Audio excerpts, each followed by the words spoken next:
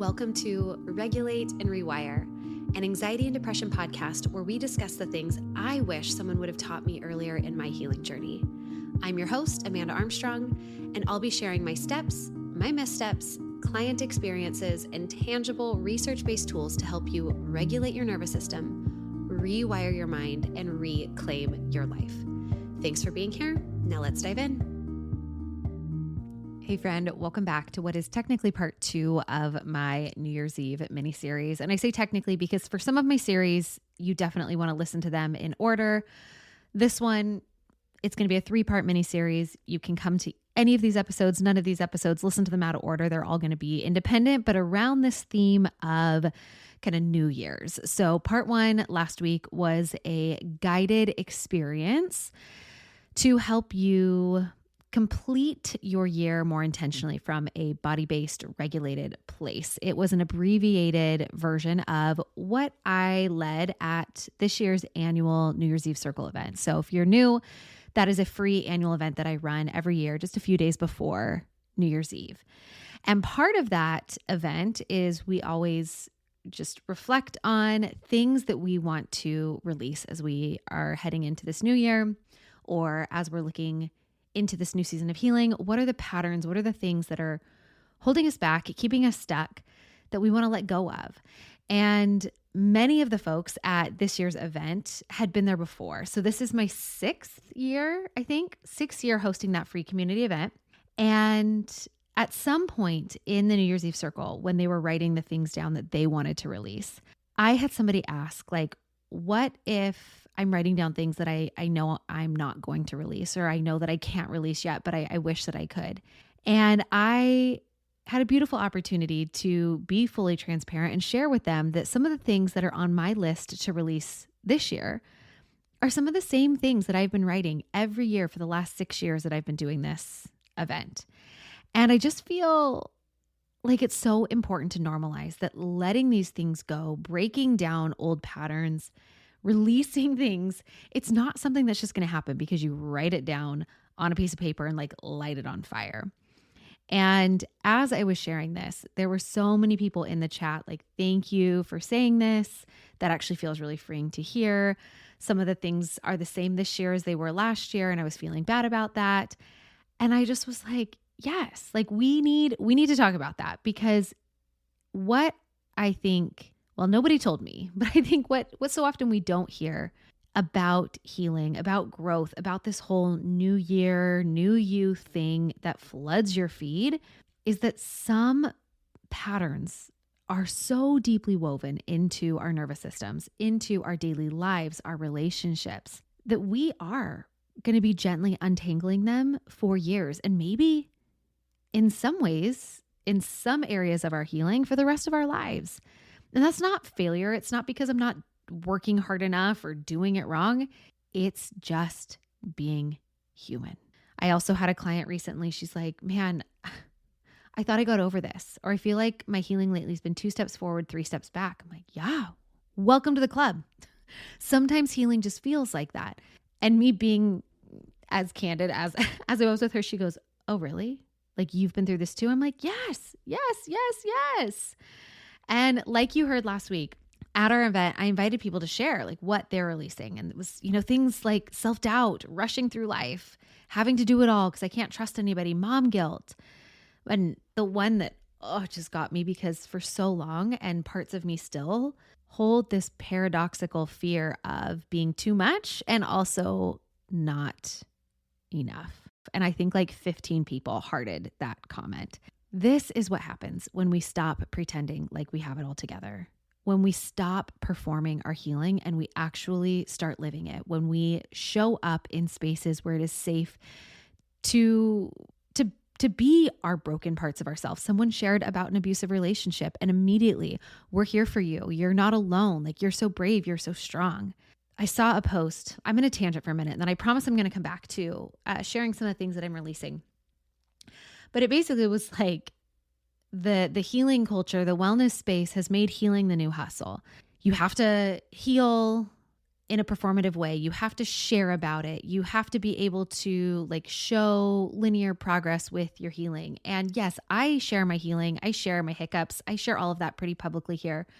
But you don't have to. Like, what if this was the year that you just said, I'm going to let it be messy. I'm not going to sit here and try to prove to people or even to myself that I'm making progress in my healing. I'm just going to do the next thing, the next messy thing, the next therapy session, the next program, the next book to read. Or, hey, I feel like I've done enough and I'm just going to not. I think sometimes the most healing thing that we can do, the most regulating thing that we can do for our nervous system is to hit pause on trying to regulate our nervous system, to hit pause on actually trying to do some of the deeper healing work. And so this is so far away from the outline that I had for today's podcast, but it feels important to put a plug in that maybe this is the year that you say, I'm going to hit pause on my healing and maybe hit play on just trying to live a little bit more. Maybe instead of a few months of therapy, you do a neighborhood dance class or you go take a pottery class. Maybe instead of investing in a program like mine, you see if there is a soccer league that you can join.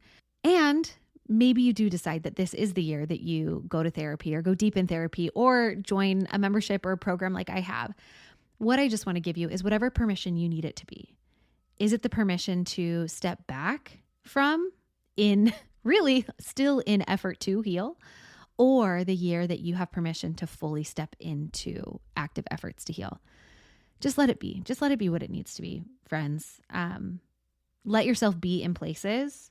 I was so moved by the tenderness and the vulnerability that individuals brought to this event. Find spaces where we can stop and you can stop, like just pretending. No more pretending. Maybe that's it. Okay, here we go. This wasn't on my list. I didn't put it on my list to burn, but like, let's just stop pretending. Let's stop pretending we're okay when we're not. And like that healing has to be anything, or that you have to be anywhere other than where you are. All right, now back. Let me get back on script. Here are some of the things from my list. Some of the things that I have decided to not take into this new year. And I'm sharing in hopes that maybe some of these will feel familiar to you, validating for you, inspiring for you, maybe just entertaining for you to listen to for the next, 20 or so minutes, be here together.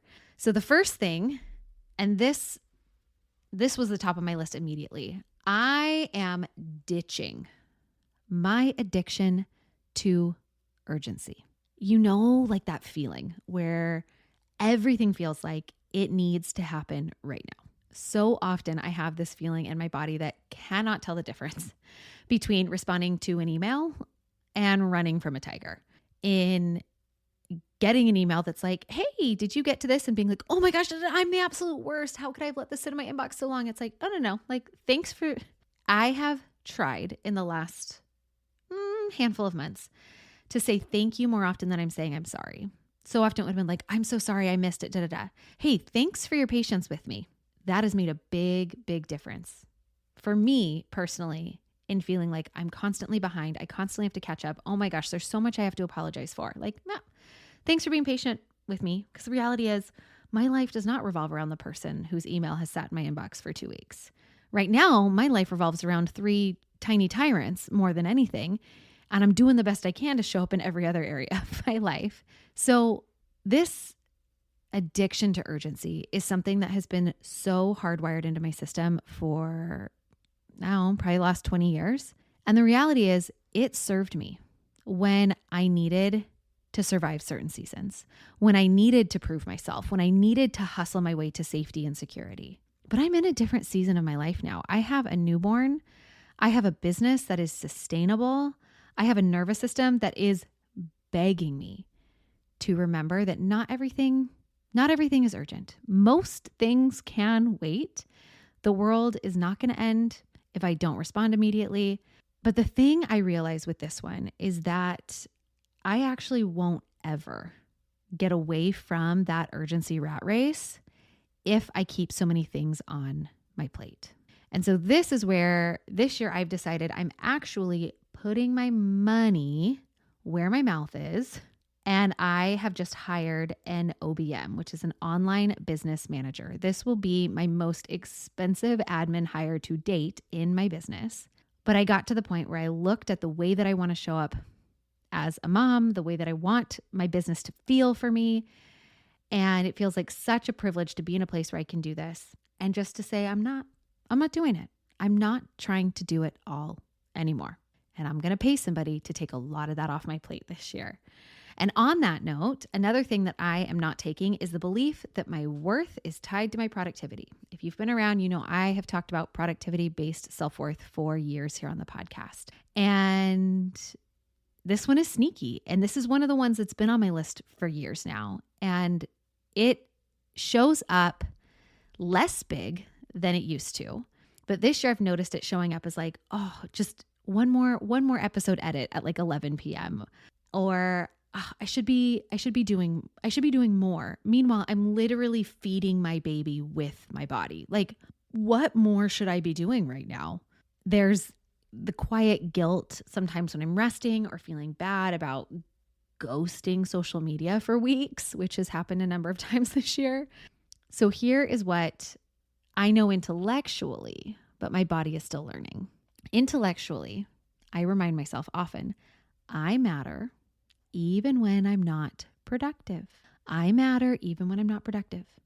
My value doesn't decrease when my output does. You don't, I have to, sometimes I literally talk to myself and I'm like, my podcast listeners don't hate me. They don't hate me because I occasionally miss a week where there's no new episode. But sometimes that's what my system says because it has this default to urgency, to high stakes, to productivity. It's like, no, you have to. If you miss this week, they're going to stop listening. Your stats are going to tank. Like, I've tested that. I think I've missed 5 or 6 weeks this year. My stats look fine. Many of you are still here. And I've had to just almost be humorous with myself. Like, look, if someone can't find another podcast to listen to for one Tuesday and they decide that you're not it, that's okay. That's okay. But when you have a nervous system wired the way that mine does, perfectionism, productivity, urgency. When I say it out loud, it sounds so stupid. But for you, if you have a nervous system that's wired in some way, it might not be about a podcast. It's probably about something else though. And for me, it's been helpful to bring a little humor into this of like, you know what? If my household cannot survive one day without me doing the dishes, then like, let it go, man. Let it go. Whatever it is. Oh, the other one that I had to laugh at was my kid was just off, like most of our kids, for 2 weeks for winter break. And I was like, okay, we're going to do mommy school. I'm going to have like a little lesson for him, like every day during winter break. Didn't make that happen. And so I'm just sitting here, I'm like, look, Amanda, your home doesn't need to be perfectly clean. You do not need to prepare some daily lesson for your kindergartner during winter break. Like, go let him play with his magnet tiles. Like, I am constantly having to remind myself in small ways that I am allowed to exist without constantly justifying my worth through work or through productivity. So we're going to try let that one go a little more this year. The other thing that I wrote down on my list was I am going to release the quote should about my grief. So this year I cried like half of the month of November over my dog, my soul dog, Cooper, that died last year. In November. So November came around. It was kind of like that year mark. And I just cried. I cried a little bit most days in November. And then when my son, who I lost at 16 weeks, his birthday rolls around in December, I expected myself to wake up that morning sobbing. Like, if I don't wake up in hysterics, then he doesn't matter to me. If I don't cry at least as much about my son as I did about my dog, then like I'm a bad mom. And the truth is that day came and it felt really tender and there were some gentle tears, but mostly I felt okay. And so this was the year that I cried more over my dog than my son. And I'm just not gonna make that be wrong. So I am releasing the story that I am wrong. I am bad for that in some way, that grief should look different than it does from day to day or year to year. And I'm just going to let grief look how it does when it does, as it shows up for me. And when I can, just make space for it. Similarly, another should, I am releasing the shoulds about my body. I have said all sorts of things like, I should be losing weight faster postpartum. I should be stronger than I am. I should have worked out more, blah, blah, blah, blah, blah, blah, blah. Yes, this body, my body, I currently look different. And I have had to buy bigger pants a couple times. My body has also worked its tail off the last 5 years to complete our family. And how could I ever hate, be mad at, be frustrated with something that gave me those tiny humans? I think it finally clicked for me. I was at, we have a membership to a rock climbing gym, and they also have a weight room area.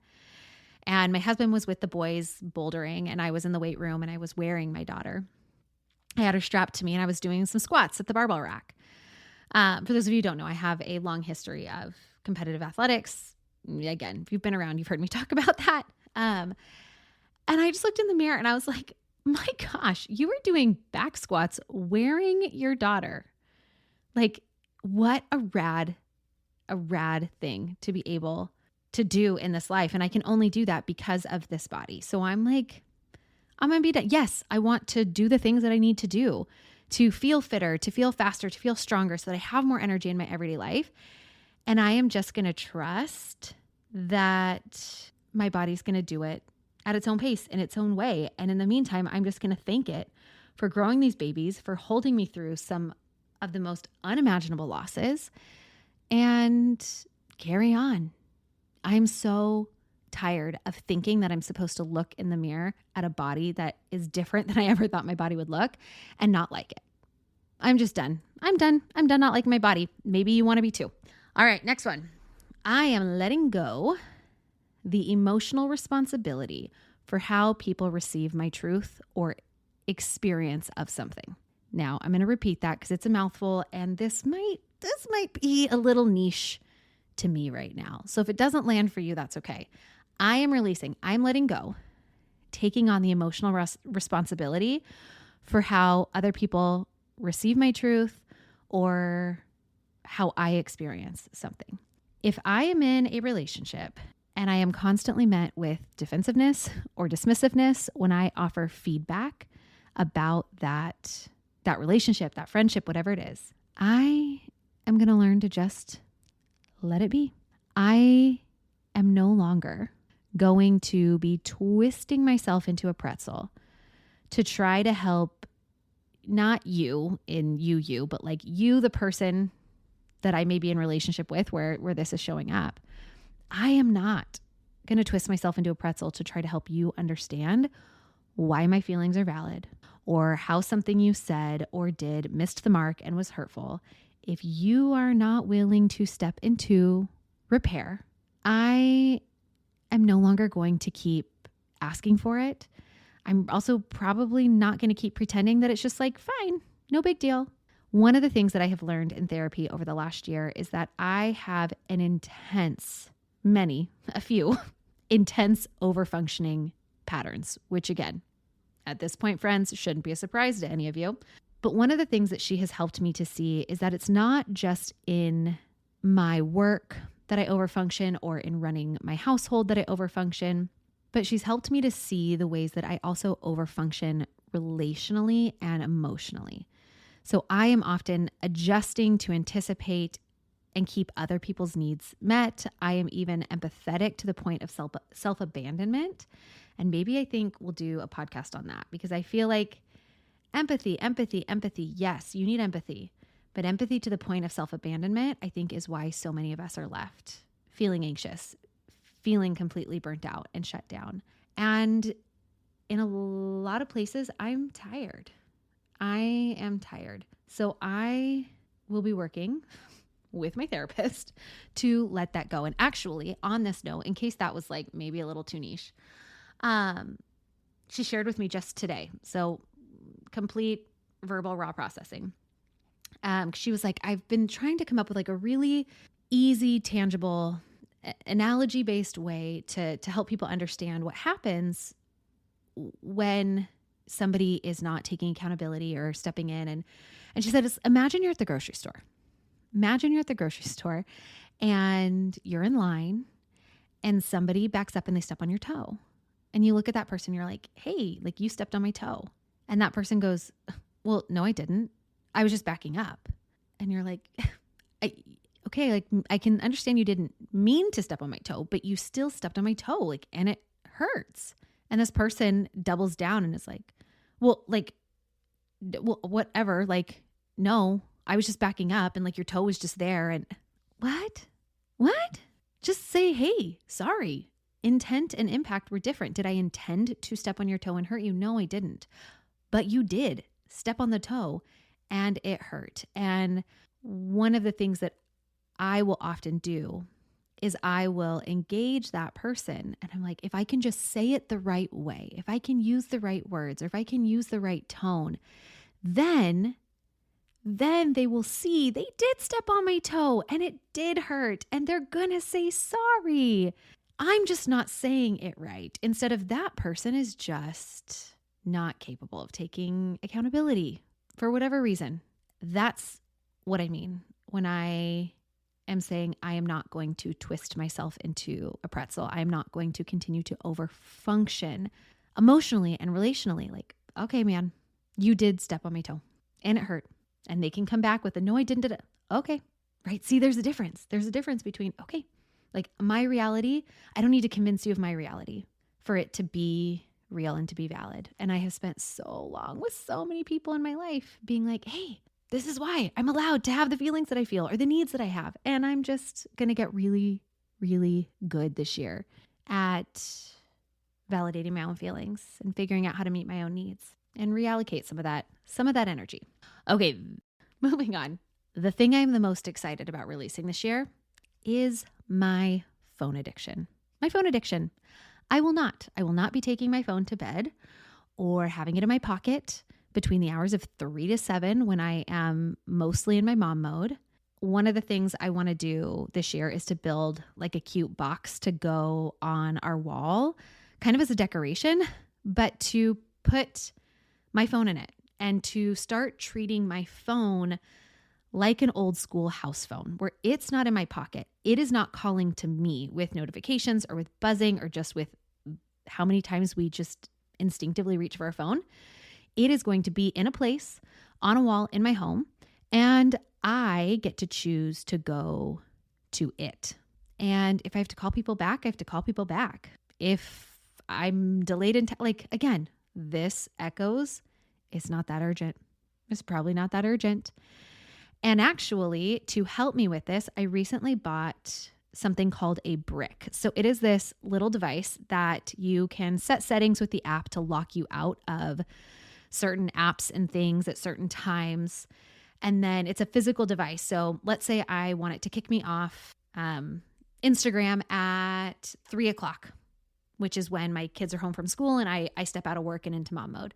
I have to physically go to this little square device to get into Instagram if I want. And so it just makes engaging in these things. It's not that I can't, but I have to go walk out to my car, or I had it in my basement for a while. Like, how bad do you want to go on Instagram? Like enough to like go into your basement closet to touch your phone to this device. My screen time immediately has decreased so much. I will lose my phone sometimes for a couple hours a day, not a care in the world. And yes, I am using technology to help me kick my technology habit. And maybe I should feel a little bit embarrassed about that, but I don't. It's working, and I'm proud that I finally took that step, and I'm doing whatever I need to do to get off my phone, get off my freaking phone. And I'm loving it so much that I actually reached out to them to get an affiliate link. So if you're interested, there will be a link in the show notes. It's 10% off. Which honestly, I think you get 10% off your first order anyways. But if you want to throw a girl a bone, you can use that link to get 10% off. And if you've got questions about the brick or how I'm using the brick or whatever, send me an email and I will write you back. Maybe not immediately, but I will get back to you. So there's that. The other thing that I really want to let go is just this idea that I'm somehow doing it wrong in motherhood or in business, in healing, in life. And I think mostly in motherhood. There is so much. This is also probably what getting off Instagram is doing well for me. There's so much content around how you should parent, how you should this. Like at the end of the day, I'm a give a dang parent. I care. I'm doing pretty well. And yeah, sometimes I slip up and I lose my ish a little bit. And that's okay.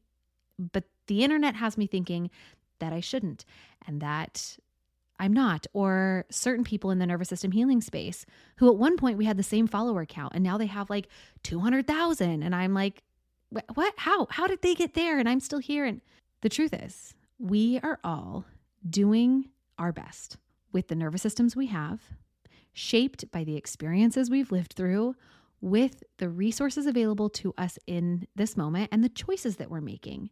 So yeah, I'm a mom who sometimes snaps at her kid.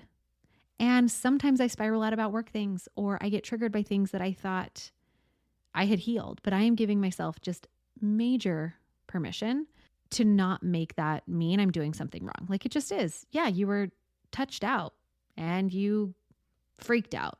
That makes sense. And I'm going to do my best to just sometimes let it be that simple and a move on.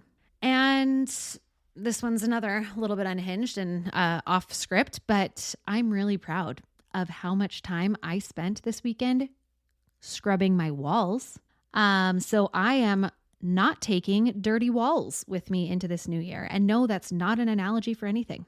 I looked at a wall in a high traffic highway in my small house, probably just a few seconds too closely the other day when I had a friend over, and just realized how absolutely filthy that wall was, right? It's like the boiling frog analogy, right? Like you just don't realize that it's getting a little dirtier and a little dirtier and a little dirtier. But I finally looked at it and I was like, oh man, oh man, two little boys running around, dogs, who knows what.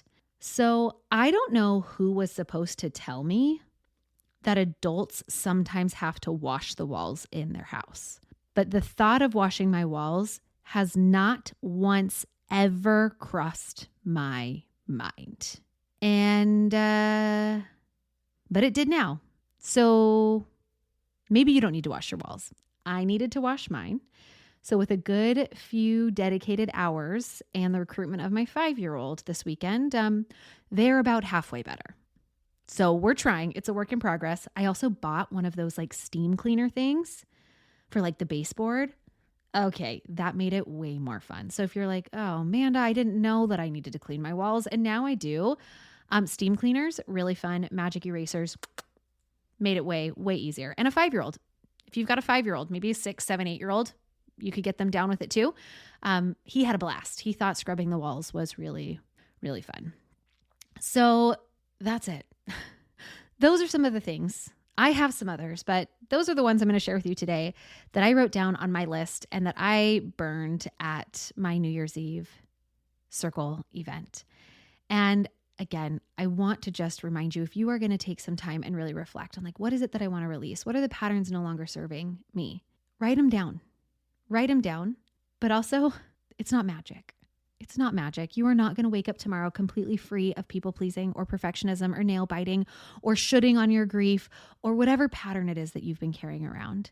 And again, I've been doing this ritual for many, many years now. And there are some things that I wrote down this year that were there the very first year. But here is the thing that is different. Each year that I write that same thing down, its grip becomes a little bit looser. Every year, I catch those things a little faster.